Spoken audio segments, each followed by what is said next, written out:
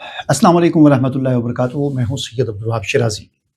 अमलियात शरीयत की रोशनी में अमलियात जायज़ हैं या नाजायज़ हैं, और इस हवाले से शरीयत के क्या उसूल और ज़वाबित हैं, इस हवाले से ये मेरी तीसरी वीडियो है। इससे पहले दो वीडियोज़ में दो उसूल और ज़ाब्ते में शरीयत के बता चुका हूँ। आज की इस तीसरी वीडियो में हम तीसरा ज़ाब्ता देखेंगे कि अमलियात के जवाज़ के लिए या अदम जवाज़ के लिए शरीयत का तीसरा ज़ाब्ता। याद रखें, बहुत सारे काम ऐसे होते हैं कि जो मुक़य्यद होते हैं। मुक़य्यद का मतलब ये है कि वो मशरूत होते हैं, उनका करना भी मशरूत होता है कि इन शराइत के साथ आप ये कर सकते हैं, और उनका ना करना या उनका नाजायज़ होना भी मशरूत होता है कि अगर ये शराइत पाई जाएँ तो ये काम नाजायज़ हो जाएगा, ये शराइत पाई जाएँ तो ये काम जायज़ हो जाएगा, ये शराइत पाई जाएँ तो ये काम नाजायज़ हो जाएगा। इसका मतलब ये हुआ कि ये काम मुक़य्यद है या मशरूत है। तो शरीयत का ज़ाब्ता ये है, शरीयत का उसूल ये है कि जो काम मुक़य्यद है या जो काम मुतलक है, इनके अहकाम यकसा नहीं है।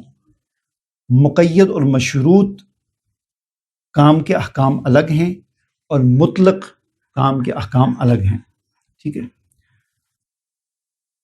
अब मिसाल के तौर पर तावीज़ है, तावीज़ को ले लेते हैं। अब तावीज़ का जवाज़ जो उलमा ने लिखा है, देखें इसमें उलमा के इख्तलाफ है।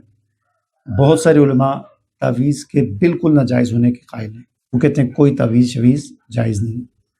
और बहुत सारे उलमा वो तावीज़ के जवाज़ के तो कायल हैं, लेकिन वो मुतलक जवाज़ के कायल नहीं है, वो मशरूत जवाज़ के कायल हैं। याद रखें, ये बात आज याद रखें कि दुनिया में कोई भी ऐसा शरी आलिम दीन नहीं है किसी भी मसलक का, चाहे वो देवबंद मकतबा फ़िक्र हो, बरेलवी मकतबा फ़िक्र हो या अहले हदीस मकतबा फ़िक्र हो, किसी भी मकतबा फ़िक्र का अहले सुन्नत वल जमात में कह देता हूँ, मकातब फ़िक्र को छोड़ें, अहले सुन्नत वल जमात का कोई भी ऐसा आलिम या मुफ्ती नहीं है जो तावीज़ को मुतलक जायज़ करार देता हो। तावीज़ के जवाज़ के कायल जो उलमा हैं, उन्होंने तावीज़ की मशरूत इजाज़त दी, उसके साथ कुछ शराइत लगाई, उन शराइत के बगैर तावीज़ जायज़ नहीं है। ठीक है, ये उसूल याद रख लें। आप तालिब इल्म हैं, आप आलिम हैं, आप अमलियात सीखना चाहते हैं, इस फील्ड में आना चाहते हैं, पहले तो बात है ये नहीं, कोई ऐसी फील्ड नहीं है, कोई ऐसा शोबा नहीं है जिसे इख्तियार किया जाए, लेकिन ये उसूल और ज़ाब्ता, आप आम शख्स हैं, ये उसूल और ज़ाब्ता याद रखें कि इस पूरे आलम इस्लाम में किसी ने भी तवीज़ को मुतलक जायज़ करार नहीं दिया। बाज़ तो कहते हैं जायज़ है नहीं। जो जवाज़ के कायल हैं भी उलमा, वो मशरूत तौर पर जवाज़ के कायल हैं। आप इस हवाले से गूगल में सर्च कर सकते हैं। बनोरी टाउन जो हमारे देवबंद का एक बहुत बड़ा दारुल इफ्ता है, उसके फतवा आ जाएंगे, दीगर बड़े बड़े मदारिस हैं उनके फतवा आ जाएंगे, हत्ता के बरेलवी मसलक के जो फतवा हैं वो भी आ जाएंगे। इन सब का इस बात पर इन्होंने जो तवीज़ को जायज़ करार दिया तो उसकी दो तीन शराइत रखी हैं। इस पर मेरी पहले भी दो तीन वीडियोज़ हैं, आप गूगल पर सर्च करके इन शराइत को तफसील के साथ देख सकते हैं। मैं खुलासे के तौर पर बताता हूँ कि तवीज़ के जायज़ होने के लिए उलमा ने जो शराइत रखी हैं वो ये हैं। पहली बात शर्त ये है कि तावीज़ कुरानी आयत या हुज़ूर नबी करीम सल्लल्लाहु अलैहि वसल्लम के जो इरशादात हैं या आपकी जो दुआएँ हैं उन कलिमात पर मुश्तमिल होनी चाहिए, उसके अलावा जायज़ नहीं है।